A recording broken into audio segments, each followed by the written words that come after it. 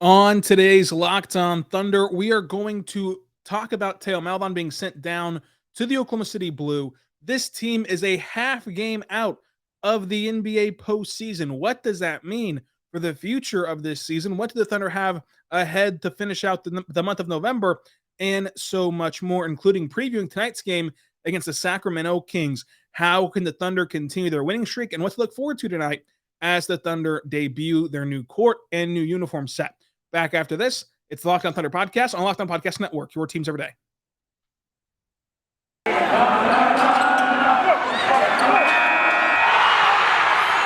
are Locked On Thunder, your daily Oklahoma City Thunder podcast. Part of the Locked On Podcast Network, your team every day.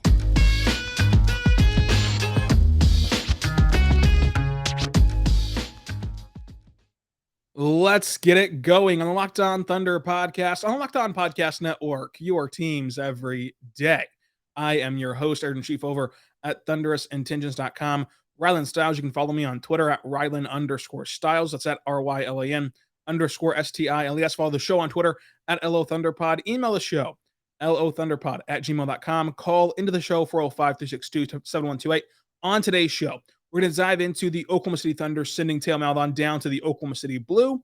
This team is half a game out of the play-in tournament. We'll talk about what that means for the future of this organization and preview the game against the Sacramento Kings tonight in Oklahoma City on the new hardwood with the new jersey combination and all that fun stuff. This episode is brought to you by McDonald's. McDonald's is proudly serving communities since 1965. McDonald's has always been more than just a place to get tasty, affordable food. It's the unofficial community center. A big thank you to our friends over at McDonald's for always being there. I'm loving it.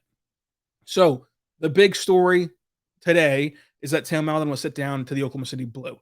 Of course, Theo Maledon was the second round pick for the Thunder last year in the 2021 draft, or 2020 draft, I should say. And last year, he led the team in minutes, which of course was by product of SGA being hurt for last year and a lot of injuries taking place. But he did lead the team in minutes last year. He posted 9 points per game last year, 3 rebounds per game, and 3 assists per game last year.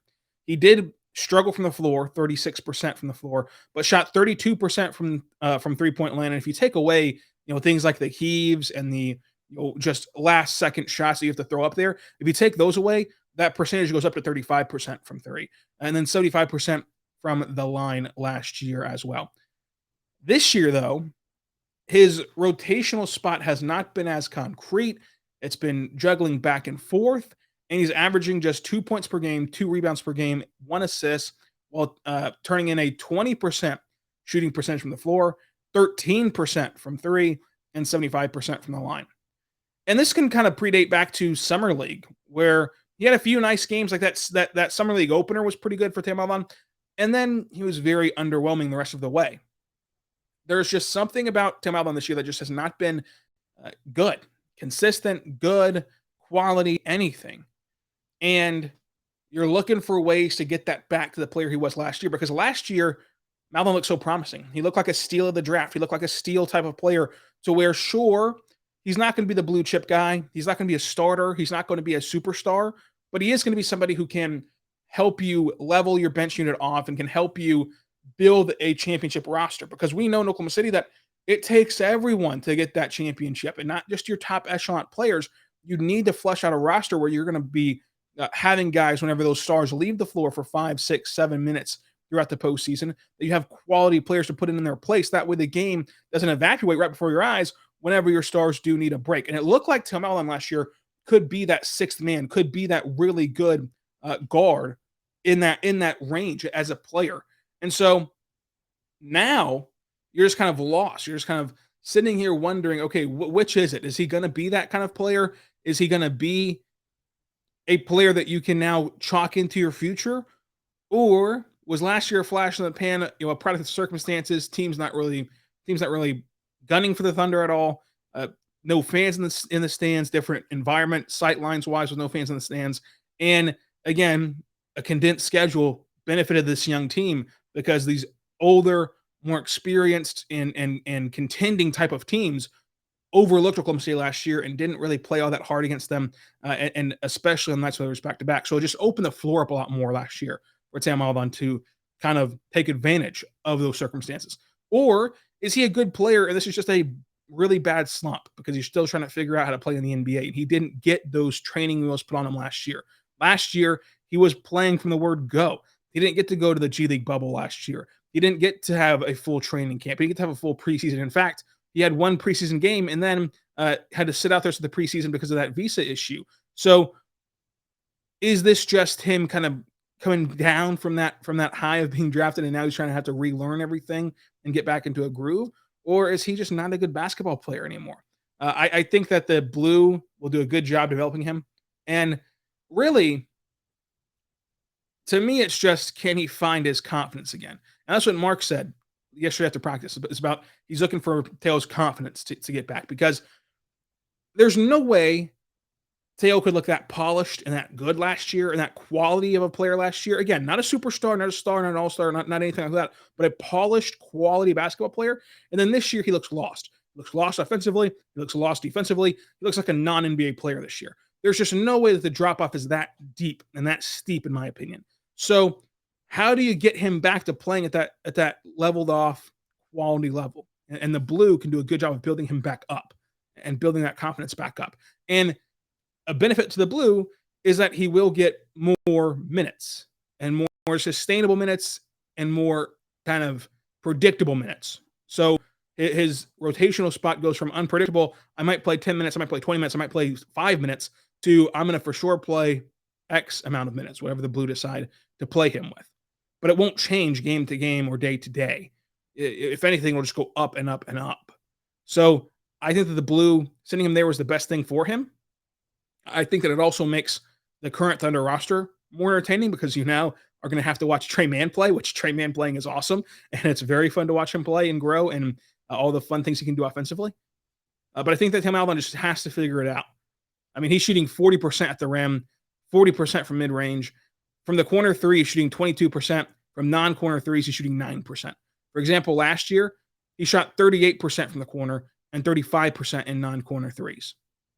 He's just had an all-around dip in this season. And again, the summer league was not particularly kind to him either. He came back with that brand new body, looked a lot stronger, looked a lot bigger, had that breakout game the first game, and then just kind of a shrug your shoulders event, which is not what you wanted from a second-year player playing in summer league. So all in all, I wouldn't say give up on Theo Maledon at all. I wouldn't say to kind of count him out at all, but he has to show something with the G League. And it'll be interesting to see what his mindset is for the G League, because Isaiah Roby was sent down there and he had the proper mindset. He went down there, he didn't pout, he didn't feel bad about himself, he didn't kind of do any of that stuff. He went down there and immediately made a huge impact on winning basketball games with the Blue and played very well, and even won like G Leaguer of the day or week or however they situate that in the G League. He was awesome. He's been awesome for the G League. He's sent back down there again today. Him and Vit were sent back down there with Theo Maledon. And then, of course, they do have Paul Watson Jr. and Andrew Wiggins down there with the two-way deals. So how does Theo react to this kind of quote-unquote demotion, if you want to look at it that way? Will be interesting. Can he make a huge impact right away? Will he kind of have to ease into it? Because we would have thought that he would have just tore up Summer League. And that didn't exactly happen. If you kind of watch Summer League and pay attention, it wasn't exactly lighting the world on fire down there. But maybe this is what he needs. He just simply needs his confidence back. And I'm not sure what it is. It could be a few factors. I mean, he could be trying to do too much because he realizes that, hey, this team's guard heavy and they just drafted two other guards and Gideon Tre Mann. And Tre Mann's kind of the prime example of a guy who probably won't be a starter in the NBA, but could be an excellent scorer off the bench. That was kind of going to be Theo's role, would be an excellent, ball handler guard off the bench.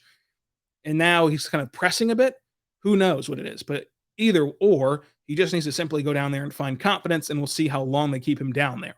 It didn't take Tre Mann long to go down there, figure some things out, eat his broccoli, as Mark would say, and then get back up here and get to play with the Thunder for the foreseeable future, and at least until Theo's ready to come back, and then maybe they'll send Tre Mann back down there whenever Theo's ready to come back.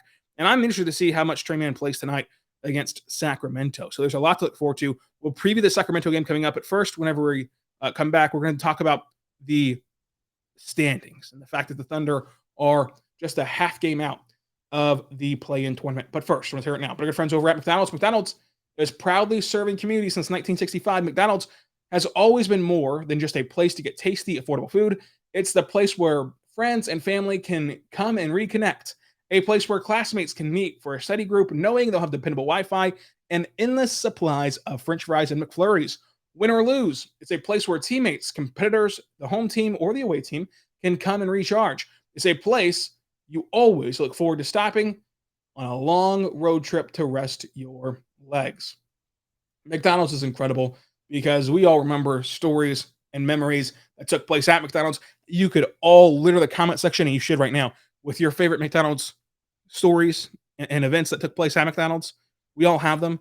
It's just kind of a universal bond that everyone has is McDonald's. My favorite memory has to be going there, of course, after Little League games and having fun with your teammates, with your buddies. That was always a great time. And who knows, as you head over there to McDonald's to rest and refuel and to reconnect, you might even have a Locked On Thunder watch party. So stay tuned for that. But I'm loving it. I want to say right now, but good friends over at BetOnline.ag, you know that we use BetOnline.ag for every single Thunder game, including tonight. And I'll tell you at the end of the episode how to bet on the Thunder game tonight and which way to go with it. But BetOnline.ag is back and better than ever with a new website interface for the start of basketball season. There's more prop bets. There's more odds and lines than ever before. It is so easy to use. It is so incredible.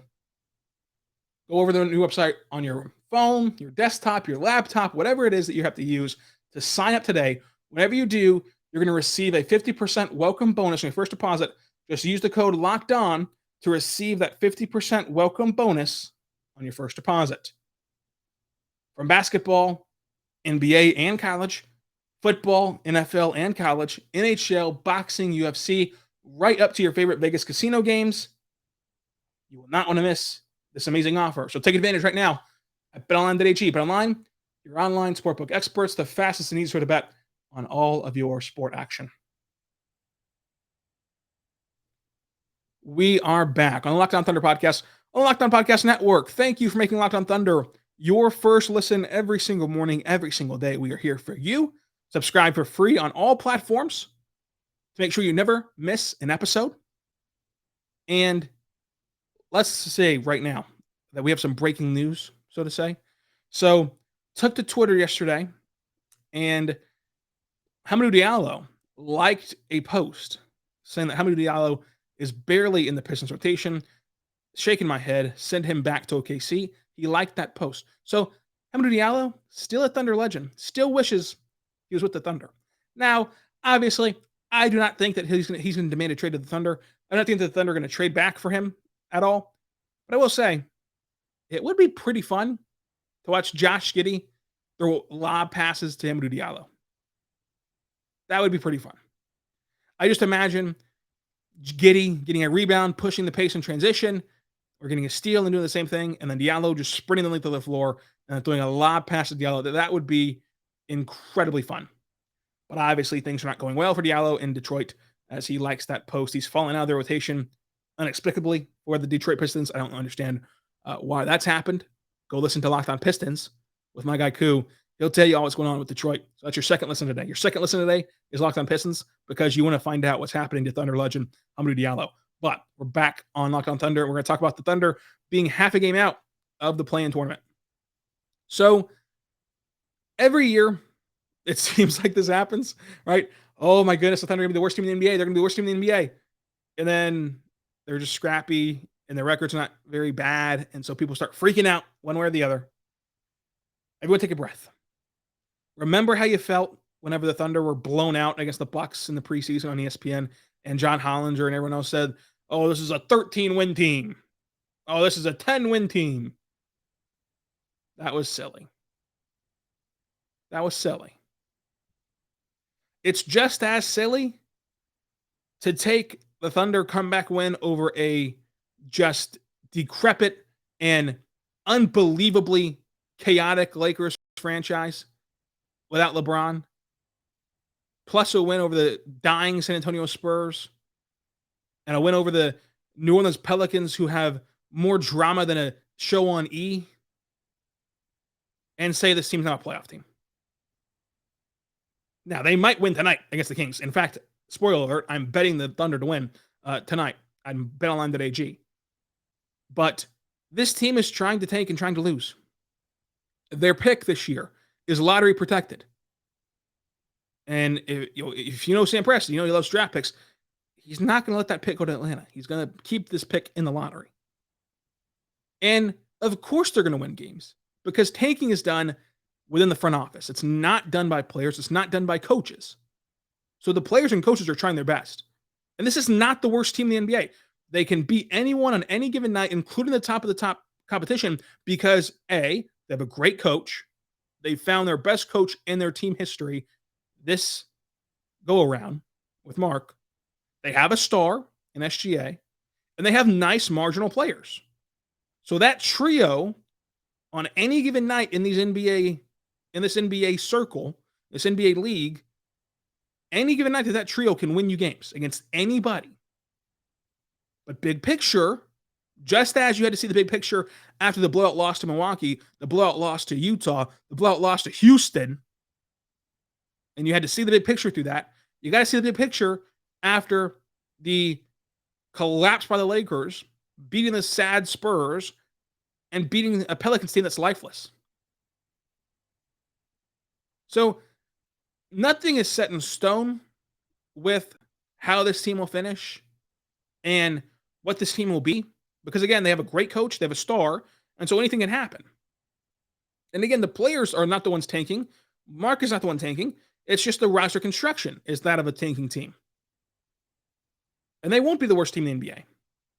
And we should sit back and enjoy the ride and wait to see what they show us that they are. What are these players? What is this team? But the best bet is that this team will eventually level out and finish 4th or 5th in the reverse standings. And this tough test, this tough stretch of games upcoming, will tell us a lot of what we need to know.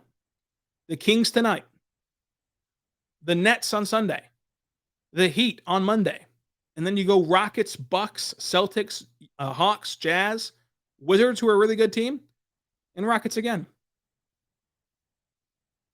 You're playing a lot of playoff teams upcoming.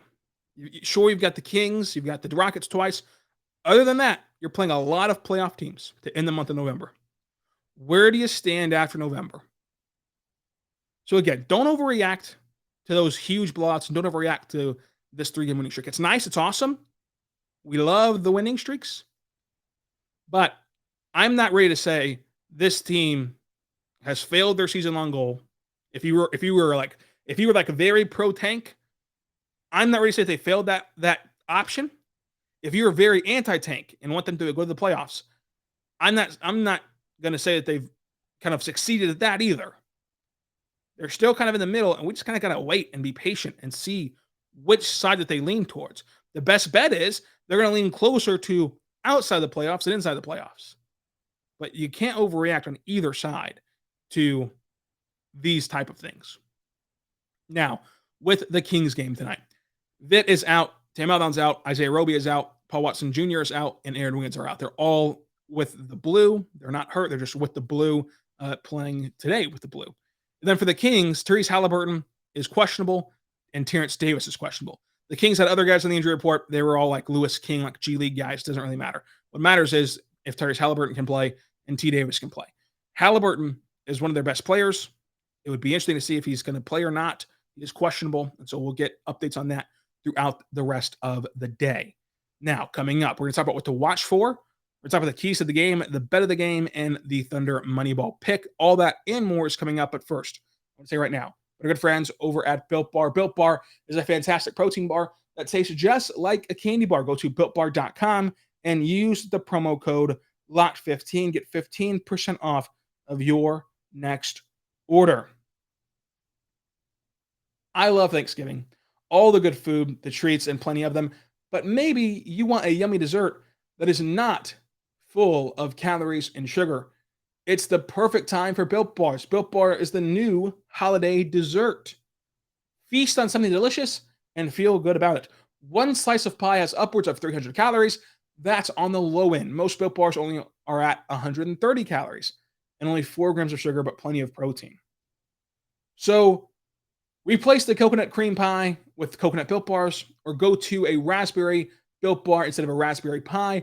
Lots of good flavors to replace any pie. Low calorie, low carb, low fat, high protein, covered in 100% real chocolate. Built Bars are a great option for when you're hungry. If Thanksgiving's not coming here soon enough, get a Built Bar or two. Share some with your family at your family gatherings to make things less awkward. Maybe your Aunt Betty has not tried a Built Bar yet. Now, surprises are going to be new all month long, so you will not want to miss this month of Built Bar. Limited time flavors arriving at Built Bar regularly, so go check it out from the site often. And there's also nothing like Black Friday at Built Bar. So they have a lot of discounts as well, including ours, which you can use anytime you want to for any order you want to. BuiltBar.com, promo code LOCK15, 15% off your next order. That's Built.com, promo code LOCK15, 15% off of your next order.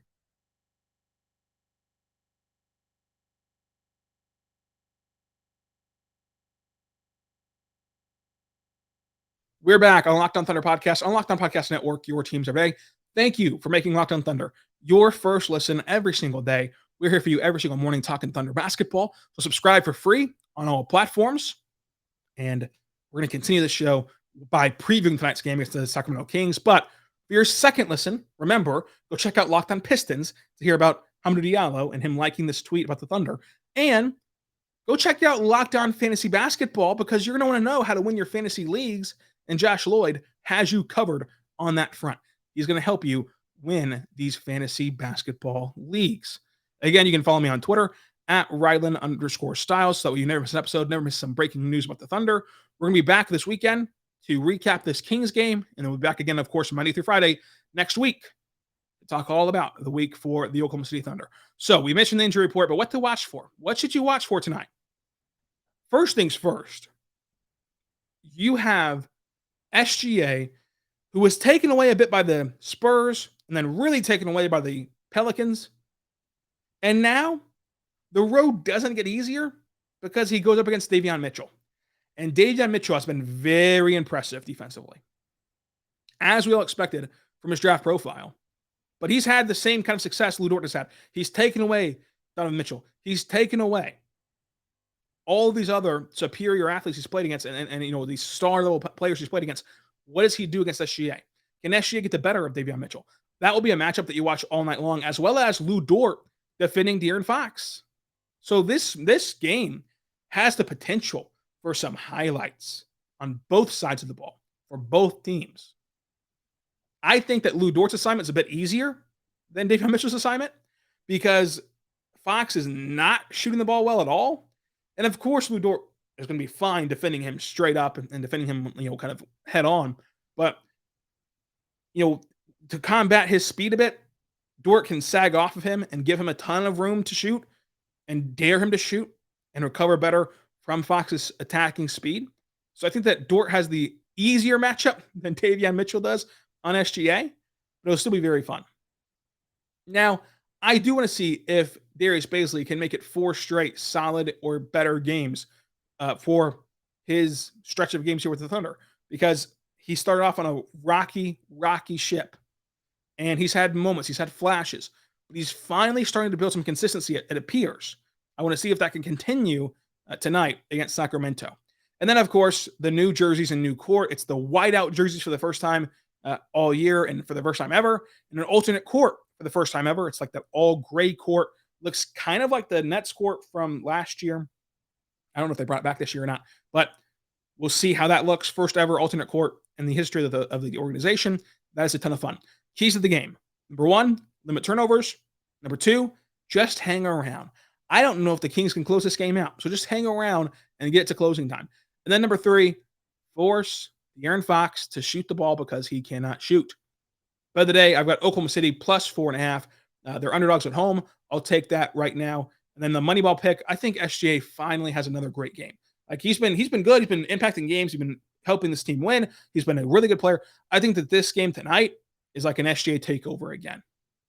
I think that he'll be motivated to play against Davion Mitchell, of course, the rookie that's been giving people trouble. He wants to be the guy that he doesn't give trouble to. I think that SGA will kind of come out here and have a really, really good game and just light the world on fire with the setback threes, and they're going to fall tonight. And he's going to win the Thunder Moneyball pick. So you can tweet at me your Thunder Moneyball pick at Ryland_Styles to be entered in at the end of the year. If you've beaten me on more picks than I've gotten right, you will be able to collect a Thunder prize for the person who had the most picks right on who will lead the team in three-pointers made each and every game. And of course, the bet of the day at BetOnline.ag. Go there right now and bet Thunder plus 4.5. Until this weekend, whenever we recap this game, be good and be good to one another.